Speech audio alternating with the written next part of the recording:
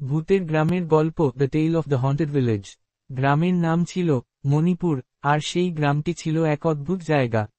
মানুষের মুখে মুখে যে গল্পটি ছড়িয়েছিল তা হল, মণিপুর গ্রামে রাতে এক অদ্ভুত কান্নার শব্দ শোনা যায়, আর সেই কান্নার শব্দ শোনার পর সেখানে যাওয়া মানুষের আর ফেরার খবর মেলে না।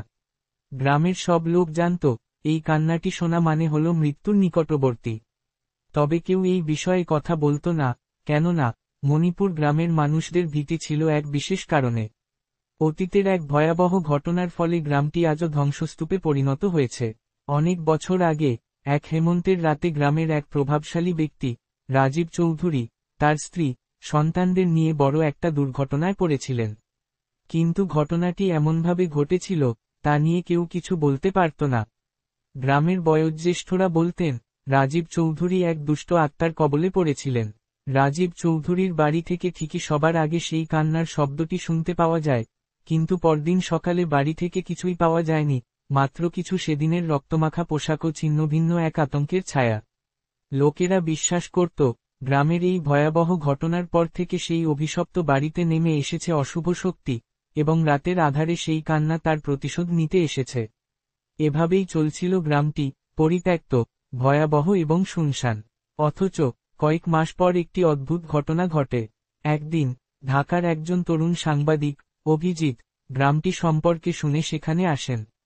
তিনি মণিপুর গ্রামের রহস্য উদ্ঘাটন করতে চান।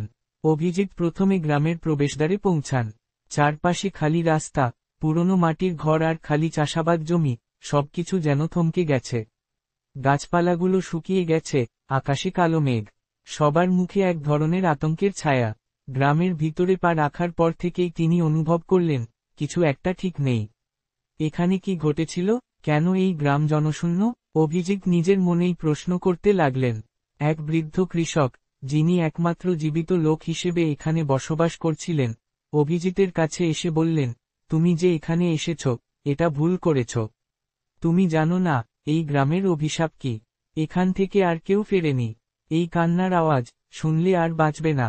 অভিজিৎ তখন ওই বৃদ্ধের কাছ থেকে আরও তথ্য সংগ্রহ করার চেষ্টা করেন, কিন্তু বৃদ্ধ কিছু বলতে না পেরে মুহূর্তের মধ্যে সটকে পড়েন।